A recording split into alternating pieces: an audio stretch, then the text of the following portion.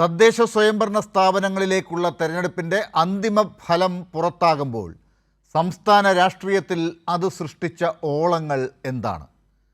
സംസ്ഥാന സർക്കാരിന് എതിരായ 18 അടവും പ്രതിപക്ഷം പയറ്റി തീർത്ത് കഴിഞ്ഞു. സർക്കാരിൻ്റെ വികസന ക്ഷേമ പ്രവർത്തനങ്ങളെക്കുറിച്ചുള്ള എല്ലാ ചോദ്യങ്ങൾക്കും ജനം ഈ തെരഞ്ഞെടുപ്പിലൂടെ മറുപടി നൽകി കഴിഞ്ഞു.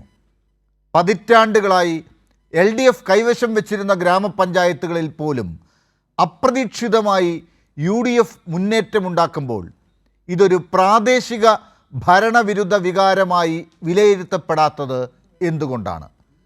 വരാനിരിക്കുന്ന നിയമസഭാ തെരഞ്ഞെടുപ്പിലെ മാറ്റത്തിൻ്റെ വ്യക്തമായ സൂചനകളായി വിലയിരുത്താൻ ആകില്ല എങ്കിലും LDF തെരഞ്ഞെടുപ്പ് ഫലത്തെ എങ്ങനെ നോക്കിക്കാണുന്നു എന്നാണ് പരിശോധിക്കേണ്ടത്.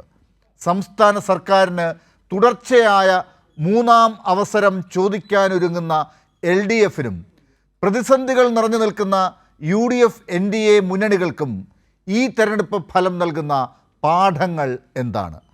തലസ്ഥാനത്ത് ഒരു മേയർ സ്ഥാനവും പലയിടത്തും വോട്ട് ശതമാനവും വർദ്ധിപ്പിച്ചു എന്ന് പറയുന്ന BJPയെ യഥാർത്ഥത്തിൽ വിജയതിലകം അണിയിച്ചത് കോൺഗ്രസിൻ്റെ പാളിയ തന്ത്രങ്ങൾ കൊണ്ടാണോ?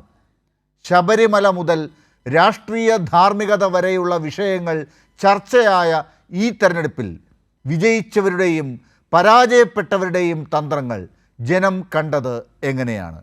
ഇനി നിയമസഭാ തെരഞ്ഞെടുപ്പാണ് ലക്ഷ്യം. തദ്ദേശ തെരഞ്ഞെടുപ്പിൽ പറഞ്ഞു തീർത്ത വിഷയങ്ങൾക്കപ്പുറം പുതിയ വിഷയങ്ങൾ തേടേണ്ട പ്രതിസന്ധിയിലാണോ ഇപ്പോൾ പ്രതിപക്ഷം? അതോ ഈ വിജയം അവർക്ക് കൂടുതൽ ആത്മവിശ്വാസം ശരിക്കും നൽകുന്നുണ്ടോ?